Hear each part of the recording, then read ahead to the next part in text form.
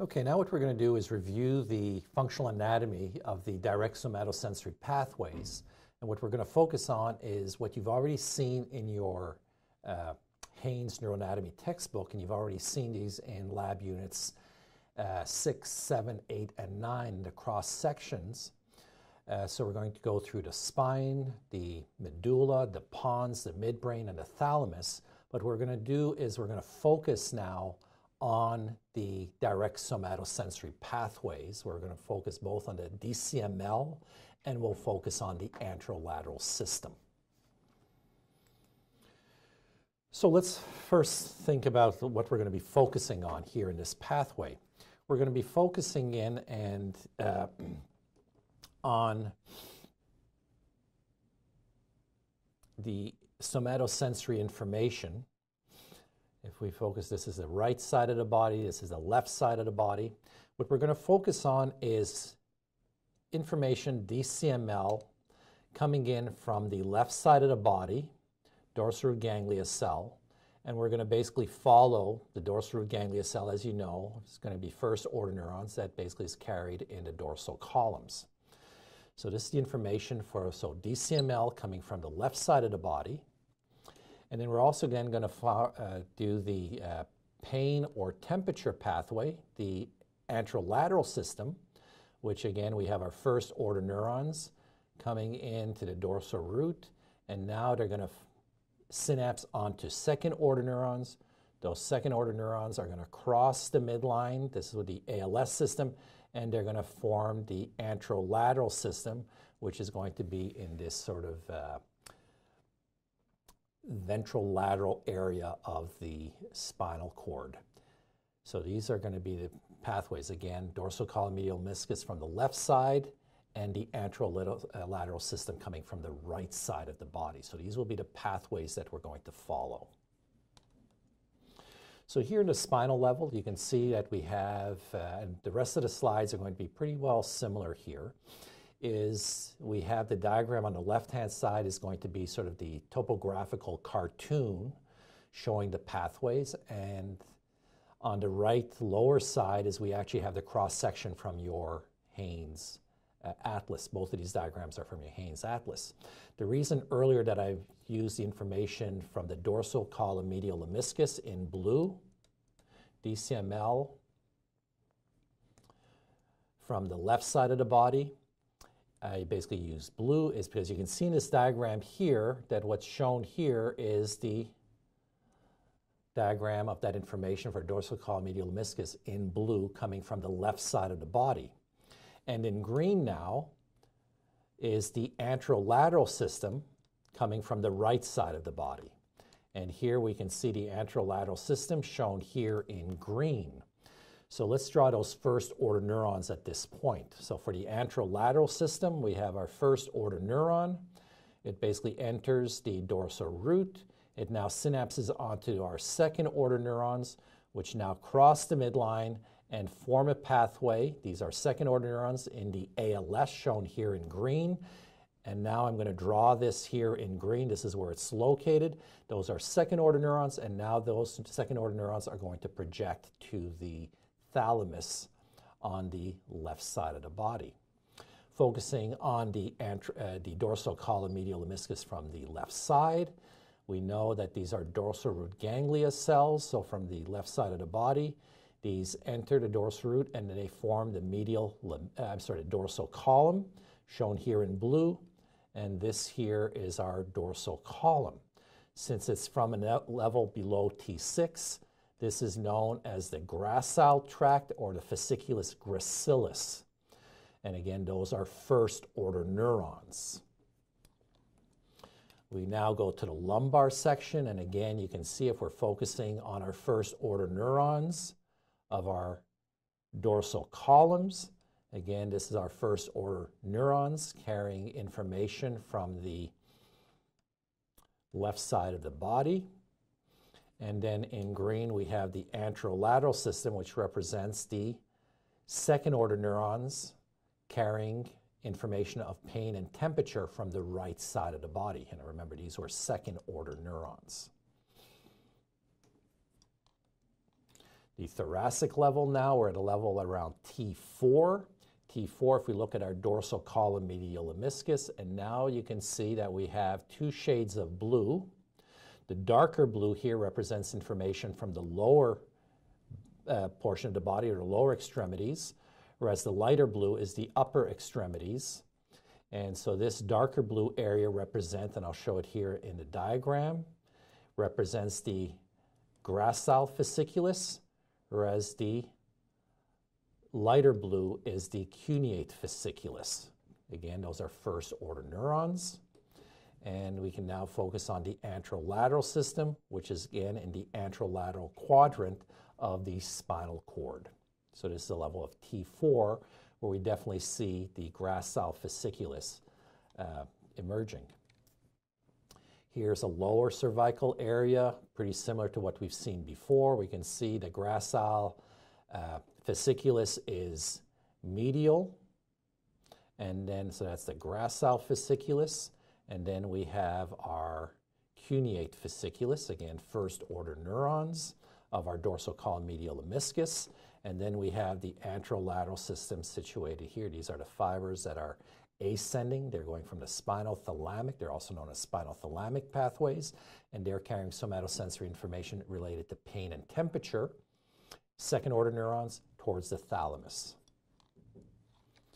The lower medulla now, so we're in an area where you can see right here in red is the decussation of the pyramids, and you know the decussation is right at the spinal cord medulla sort of transection. So we're in the medulla at this point. We'll focus now on our dorsal column medial lemniscus. Here you can see we have our dorsal column is this whole area here. And now we can see, since these are stained sections here, areas that are staining lighter are the gracile nucleus, and we still have some of the fibers here, which are still the gracile fasciculus. And then you have the cuneate nucleus, and then you have some darker areas, fibers here, which are the fasciculus cuneatus or the cuneate fasciculus. Those are from our dorsal column medial lemniscus. And now our anterolateral system is an area represented over here, which is our anterolateral system carrying that pain and temperature. Those were second order neurons. So we still have first order dorsal column medial lemniscus and second order anterolateral system. So this is in the lower medulla. We're now moving up. So here now we're still in the closed medulla. And here you can see, if we focus on, here's the gracile nucleus. Here we have the cuneate nucleus. Now what you can start seeing now is the emergence, and I'm going to draw them in red, of our second order neurons as they cross the midline. So the second order neurons, you can see these fibers here, stained dark because again they're absorbing the stain, and then they form, so these are the internal arcuate fibers that I've drawn in red, and now they're going to start forming the medial lemniscus, which I'm drawing here in red, because if you look in your diagram, sort of this is carrying second order neurons information, so this is part of the medial lemniscus. So here in the closed medulla we have the dorsal column medial lemniscus pathway, and this is a transition where we're getting more and more of the medial lemniscus being formed. And then we have our anterolateral system, which is sort of in this area here. And again, that's our second order neurons. So in this transection here, we see in green our second order neurons related to the anterolateral system, and our second order neurons in red here of our dorsal column medial lemniscus. So these are, again, we're getting the fibers that have crossed the midline. Here's our open medulla. You can see that, so it's the open medulla. So this is the fourth ventricle here. We have our pathways, but now we can see, and this is where we have our medial lemniscus. So again, the medial lemniscus here is carrying second order neurons of fibers that originated in the contralateral side. So these are our second order neurons that basically started from the left side of the body, versus the anterolateral system, which are some fibers that would be located in this quadrant right here. That's part of the anterolateral system. So in this diagram here, we have both second-order neurons, pain and temperature, and second-order neurons for the DCML. But in this cross-section, we're only seeing the medial lemniscus. The dorsal column was in the spinal cord. Here we're at the medullary pons junction. These fibers here represents our medial lemniscus, second-order neurons. And then the anterolateral system is situated right around here. That would be our anterolateral system. Again, the fourth ventricle is here, just so we basically get identified, and the middle cerebellar peduncles, again, just for our own purposes of knowing, orienting ourselves where we're located. Now we're into pons. We're going to focus on the medial lemniscus, and again, this dark area here represents those second-order fibers, medial lemniscus, in the pontine area, and the anterolateral system is an area right around here, would be the anterolateral system. Now we basically have the pons, where you can clearly see the basis ponti. We have this large bulbous area anterior, which is the pons. Well, here's our medial lemniscus. You can see that the orientation now has changed of that medial lemniscus. And then the anterolateral system is located right in this area right here, would be those green anterolateral system, those fibers carrying, again, pain and temperature from the contralateral side.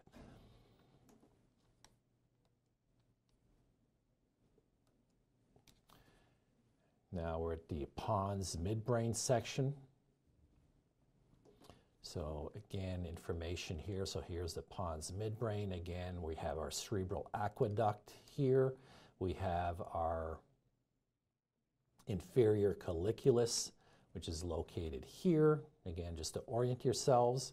So in blue, here's our medial lemniscus right here, carrying that second order information. And then we have the anterolateral system, which is right in this segment here, would be the anterolateral system right here that we've been following so far. Now in the midbrain, again, we have pretty much the same representation. So here's our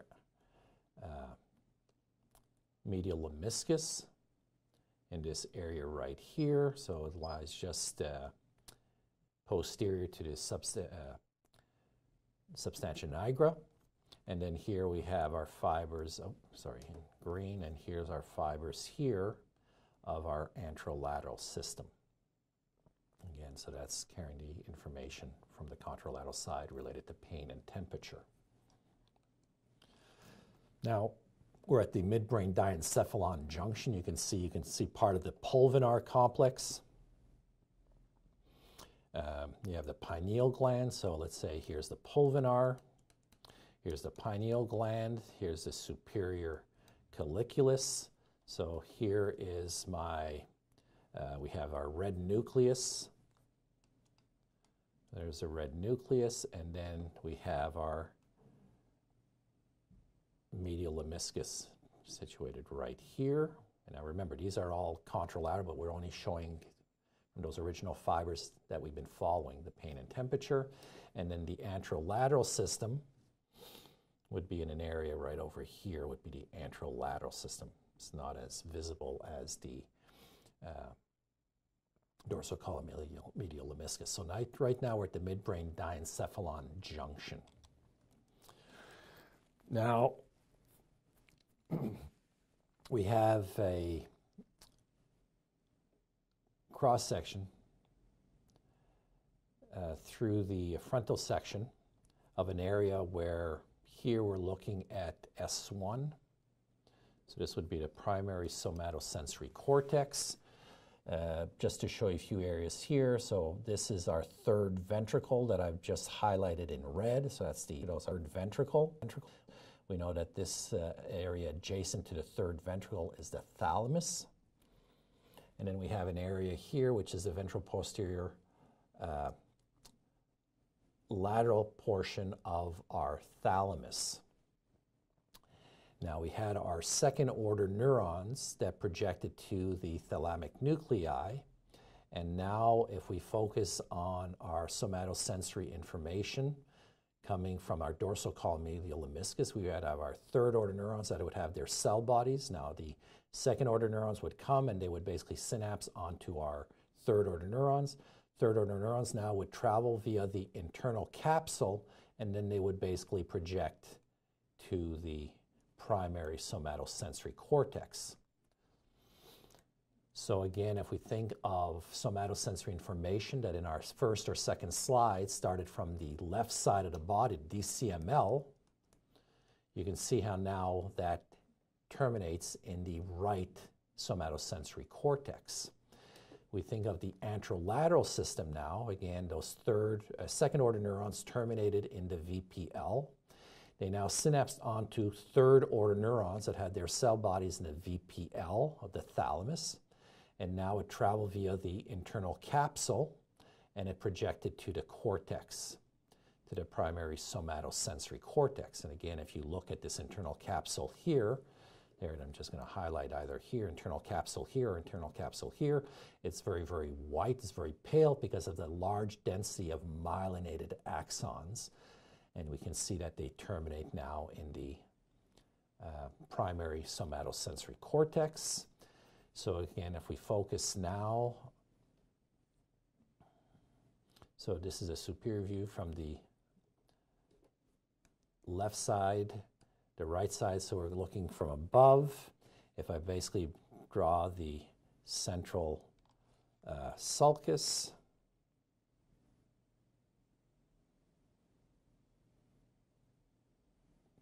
so these are the central sulcus. We have our postcentral gyrus on the right.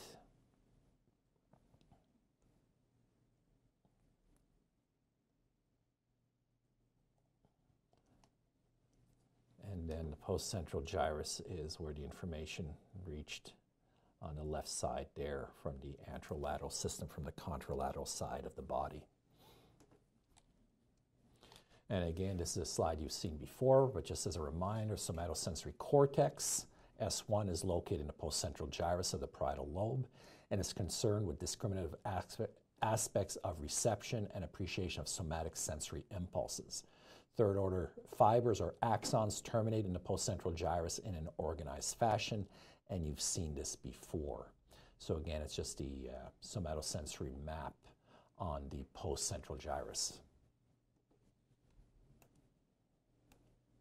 So this is the end of the video. Again, you can go through. Again, it's just to relate sort of what we've seen before, but just to have it in a singular video where you can follow the pathway in a very logical format as it goes from the first order in the periphery all the way up to the cortex.